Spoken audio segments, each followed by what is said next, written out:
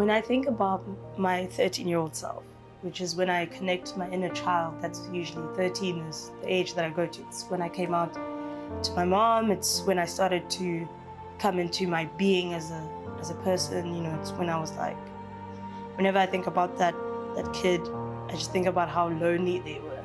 Like, they just felt so lost.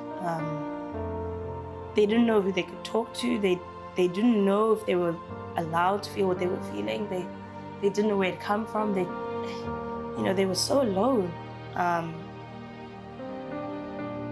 And I don't know how to speak a hug. You know, like I think that kid just needed someone to come and physically hold them and tell them you're safe now.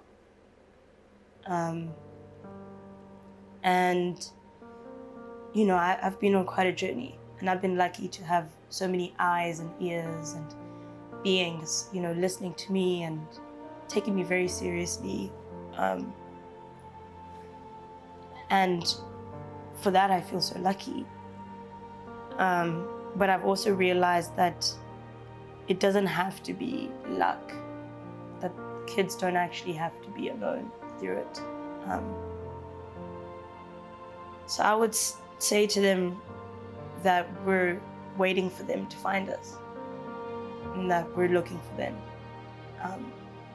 And that I just hope we find each other, because none of us have to do it alone. So yeah, just keep looking for us, and when you find us, we're gonna try, like we try to make you feel safe and okay. Yeah. Wow, that's beautiful. So got me teary. That's beautiful. That's my last patient. Oh, amazing. They're both good. Now you answered all questions that were askable in this space.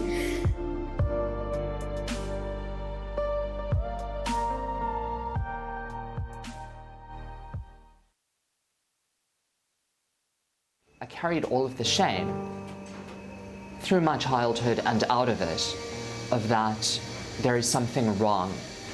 I mustn't be seen, I must be afraid. I've done something wrong just because of who I am.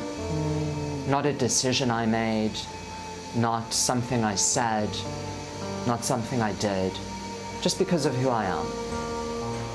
And when you're accustomed to having to hide the truth of who you are for so long, and it gets wrapped up in the guilt and the shame, it becomes very difficult to unlearn all of that behavior. And this is why, you know, I see many queer patients, and I see all kinds of patients, but I see many queer patients, I see many trans patients. And I want to say that in my experience, all of us bear the scars. All of us. I haven't seen a patient, and sometimes those scars are on their skin, and sometimes those scars are on their psyche. But we all bear the scars. And that young child, that young girl who didn't understand about herself, who felt broken and out of place, who would have to endure so many trials and hardships and so much trauma and so much suffering in order to grow into this doctor in the purple scrubs and the pink chair and the brightly colored office and the piercings and the tattoos and all of it. I would have wanted her to know that she would be okay.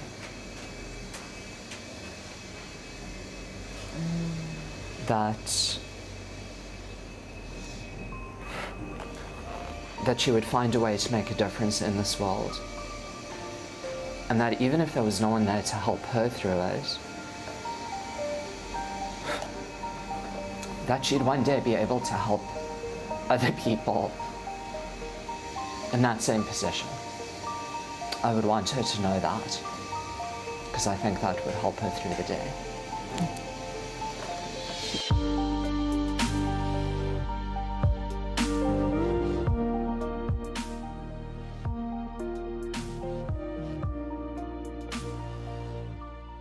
And I penned a letter to myself, and I think part of that letter to myself was saying the things to myself that I wish I had heard when I was younger. And two of those things were, one, that it's okay to feel how you're feeling. I think for so many queer kids, they are told, maybe not in direct words, but society tells them that what they're feeling and who they are is wrong, is fundamentally wrong in some kind of way. So that was something that I wish I had heard, you know, when I was younger. When I was trying to figure out things, when I was starting to feel that my experience was a little bit different to some of the other people in my space. So there is nothing wrong with you. Like, that is something that I always say. There's nothing wrong with you. And then two, that it does get better. It really, really, really does.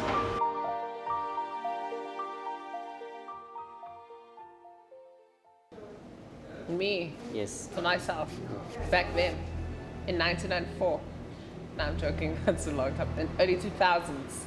It gets worse. That's what I would say. It gets worse. Good luck.